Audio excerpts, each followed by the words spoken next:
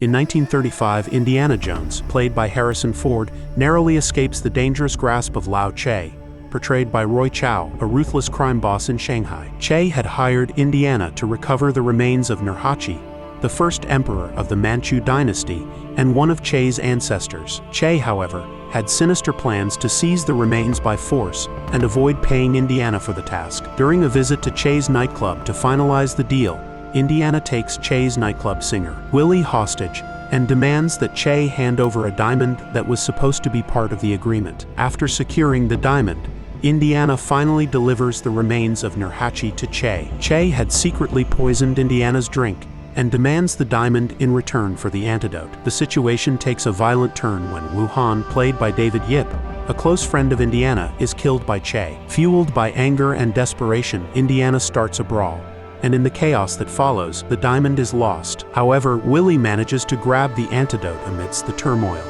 In a frantic escape, Indiana and Willie leap through the club's window and land in a car waiting on the street below. As they drive away, Indiana quickly takes the antidote from Willie and drinks it, saving himself from the poison. Accompanied by his 11-year-old Chinese sidekick, Short Round, played by Ke Huy Quan, and the gold-digging nightclub singer, Willie Scott, played by Kate Capshaw, Indiana Jones makes his escape from Shanghai. They board a plane to flee the city, unaware that the aircraft is secretly owned by Lao Che. The plane's pilots, having jettisoned the fuel, parachute out, leaving the aircraft to plummet toward the Himalayas. Indiana, Willie, and Short Round narrowly manage to escape, using an inflatable boat to ride down the treacherous slopes of the mountains. The boat eventually crashes into a river, carrying them to the remote Indian village of Mayapur. This desolate village, located in northern India, is inhabited by impoverished villagers who believe that the trio has been sent by the Hindu god Shiva to help them. The villagers implore Indiana and his companions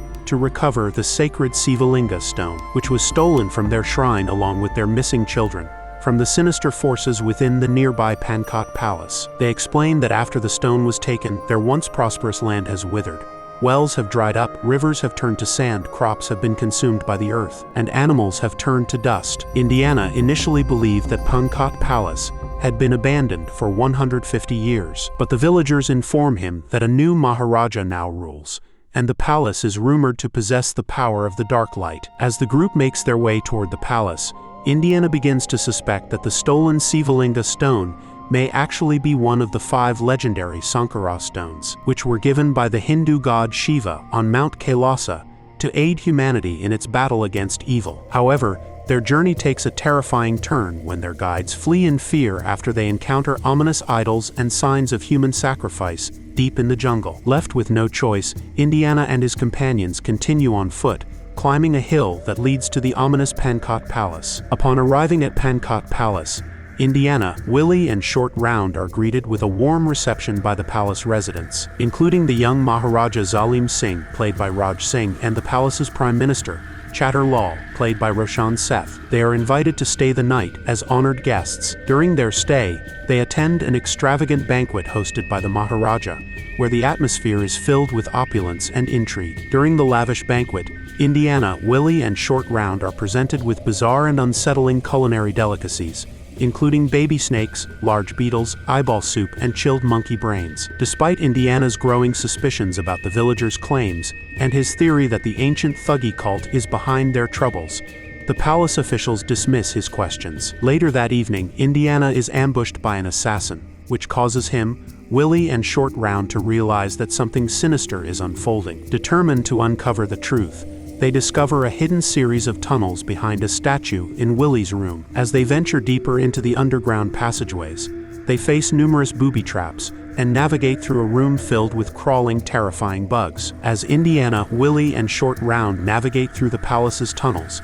they uncover a hidden underground temple, where the Thuggee cult conducts their dark rituals, worshipping the Hindu goddess Kali, with horrific human sacrifices. To their horror, they discover that the Thuggee, under the leadership of the malevolent high priest Mola Ram, played by Amrish Puri, possess 3 of the 5 sacred Sankara stones. The cult has enslaved the village children, including the Maharaja, forcing them to labor in the mines in search of the final 2 stones. The Thuggee believe that once they acquire all 5 Sankara stones, they will have the power to conquer the world. As Indiana attempts to retrieve the stones and stop their evil plan, He, Willie, and Short Round are captured and separated, falling into the hands of the ruthless cult. Indiana is cruelly whipped and forced to drink a terrifying potion known as the Blood of Kali. This potion plunges him into a trance-like state called the Black Sleep of Kali, Ma, where he becomes completely subservient to Mola Ram, his will effectively erased. Under the influence of the potion, Indiana mindlessly obeys the High Priest's commands. Meanwhile, Willie is imprisoned and prepared as a human sacrifice, while Short Round is sent to the mines, where he is forced to work alongside the enslaved children in their desperate search for the remaining Sankara stones. Short Round manages to break free from his captors and returns to the temple, where he bravely uses a torch to burn Indiana, jolting him out of the trance and breaking the influence of the Black Sleep of Kali Ma.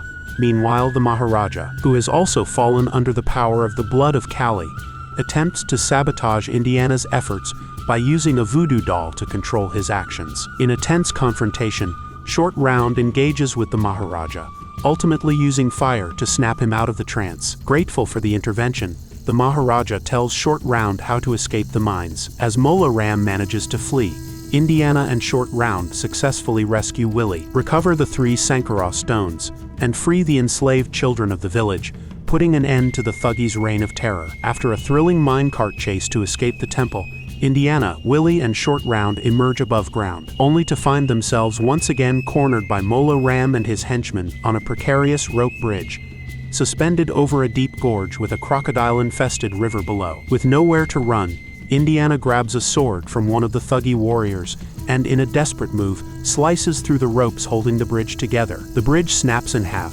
sending chaos erupting as everyone is left dangling precariously, struggling for their lives over the deadly drop. In a final intense confrontation with Mola Ram over the Sankara stones, Indiana desperately invokes an ancient incantation to Shiva. As he speaks the words, the stones begin to glow with an intense red heat. In the chaos that follows, 2 of the stones fall into the river below, lost forever. The last stone lands in Mola Ram's hand, searing him with its fiery touch. As Mola Ram screams in agony, Indiana catches the now-cooled stone, securing it safely. With his grip on the bridge failing, Mola Ram tumbles into the river, where he is swiftly consumed by the waiting crocodiles below, marking the end of his reign of terror. As Indiana, Willie, and Short Round try to make their escape, the remaining thuggy archers attempt to shoot them with arrows. However, just in time, a company of British Indian Army riflemen, summoned by the Palace Maharaja, arrives on the scene. A fierce firefight erupts, and over half of the thuggy archers are killed,